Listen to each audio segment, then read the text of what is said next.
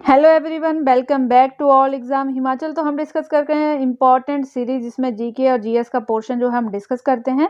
तो आज का जो हमारा टॉपिक है ये बहुत ही इंपॉर्टेंट है। पॉलिटी के क्वेश्चन इसमें हम डिस्कस करने वाले हैं, कुछ करंट के क्वेश्चन भी हैं, उनको आप कोरिलेट कर सकते हैं कि अगर इस टाइप के क्वेश्चन पूछे हैं तो अभी के हिसाब से किस टाइप के क्वेश्चन यहाँ पर पूछे जा सकते हैं। टॉपिक वाइज आप देख सकते हैं।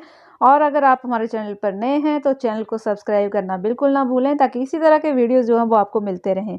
तो आज का जो हमारा फर्स्ट क्वेश्चन है इसमें पूछा गया है कि 2017 में खेलों की गतिविधियों से संबंधित कौन सा कथन जो है वो बिल्कुल सही है।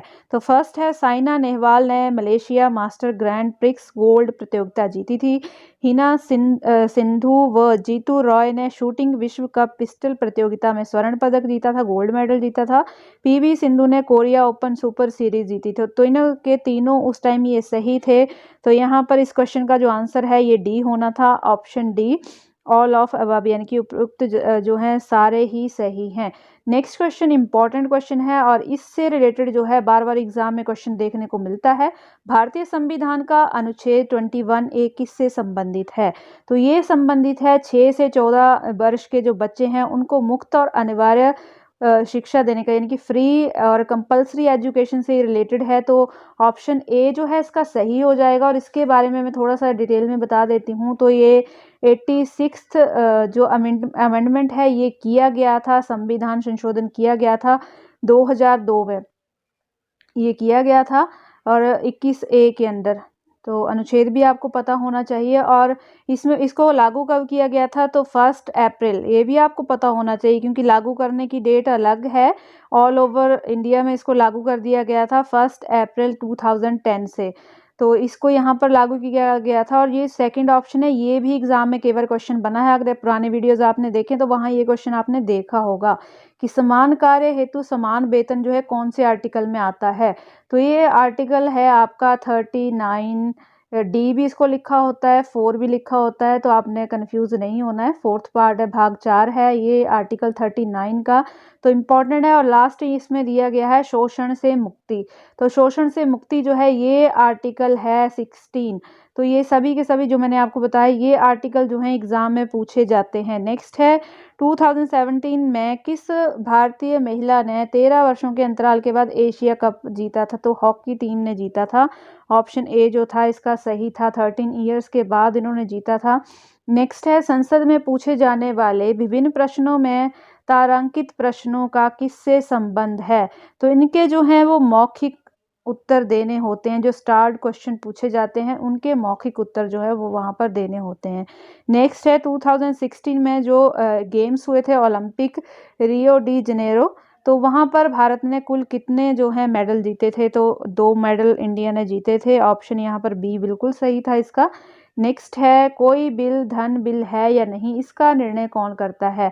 तो कोई बिल जो है मनी बिल है या नहीं है, इसको डिसाइड किया जाता है स्पीकर ऑफ लोकसभा, यानी कि जो लोकसभा का अध्यक्ष होता है ये इसका डिसीजन लेता है। और इस टाइम कौन है लोकसभा के स्पीकर ये भी पता होना चाहिए। ओम प्रकाश बिरला जी जो हैं ये लोकसभा के स्पीकर हैं। और अध्यक्ष ऑफ राज्यसभा कौन होता है ये भी एग्जाम में पूछा जाता है। तो उपराष्ट्रपति जो होते हैं ये राज्यसभा के अध्यक्ष होते हैं।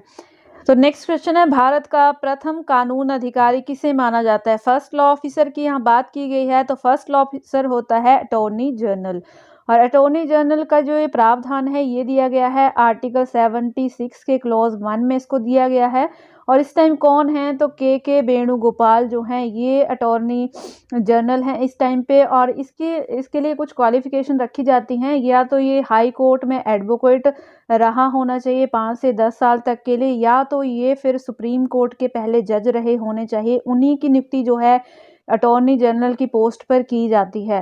नेक्स्ट क्वेश्चन है, विश्व व्यापार संगठन की स्थापना कब की गई थी? तो इसकी स्थापना की गई थी 1995 में। इसको WTO लिखा हुआ भी आता है, ये वर्ल्ड ट्रेड ऑर्गेनाइजेशन। तो इसको एस्टेब्लिश किया गया था 1995 में।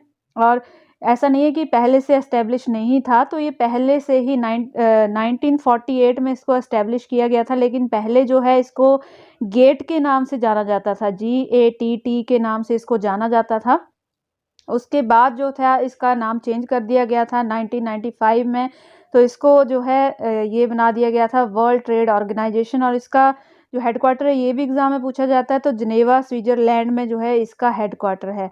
नेक्स्ट है स्वतंत्र भारत के प्रथम गवर्नर जनरल कौन थे। इंपॉर्टेंट है और ये क्वेश्चन समझने वाला भी है थोड़ा सा, क्योंकि स्वतंत्र भारत के प्रथम गवर्नर जनरल की बात हुई है तो ये थे लॉर्ड माउंटबेटन। ये क्यों थे? क्योंकि यहाँ स्वतंत्र भारत की बात की गई है लेकिन प्रथम भारतीय की बात नहीं की गई है।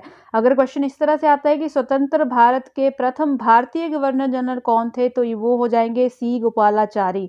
सी गोपालाचारी जो थे प्रथम भारतीय और अंतिम जो थे गवर्नर जनरल थे आज़ाद भारत के, क्योंकि इसके बाद जो थी ये पोस्ट बिल्कुल ख़त्म कर दी गई थी।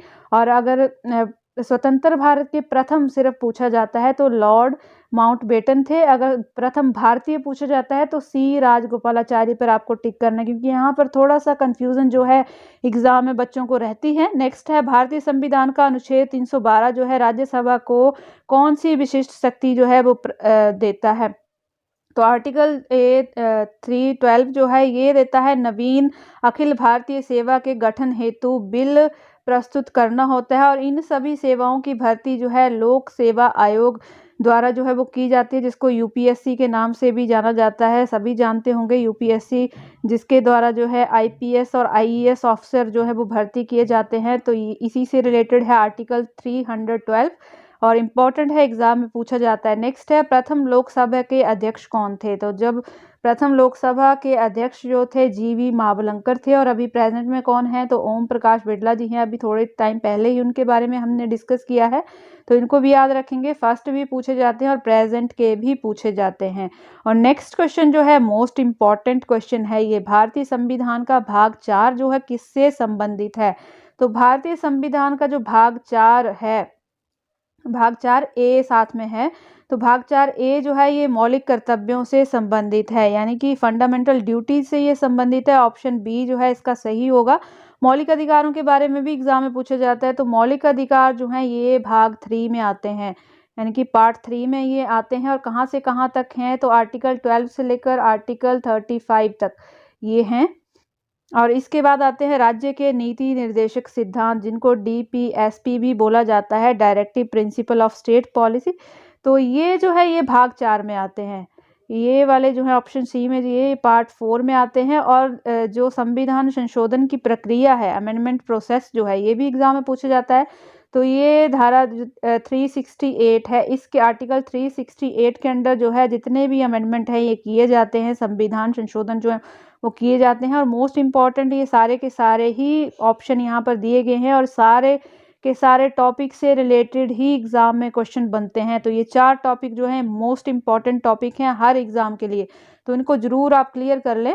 नेक्स्ट है भारत के उपराष्ट्रपति का चुनाव कौन करता है। तो भारत का जो उपराष्ट्रपति है इसका चुनाव किया जाता है संसद सदस्यों के संयुक्त अधिवेशन में, यानी कि राज्यसभा और जो लोकसभा है उनका जब संयुक्त अधिवेशन होता है उसमें ही ये चुनाव किया जाता है। और ये एकल संक्रमणीय जो मत के माध्यम से किया जाता है, गुप्त मतदान प्रणाली से इसको किया जाता है। तो ये मोस्ट इम्पॉर्टेंट थे। नेक्स्ट हम अगले वीडियो में डिस्कस करेंगे। तो ये हमने डिटेल में भी डिस्कस किए हैं सारे के सारे ही। वीडियो अच्छी लगी है तो लाइक और शेयर जरूर करें, साथ में चैनल को सब्सक्राइब करना ना भूलें, ताकि इसी तरह के वीडियोस जो वो आपको मिलते रहें। तो मिलेंगे नेक्स्ट वीडियो में। Thanks for watching.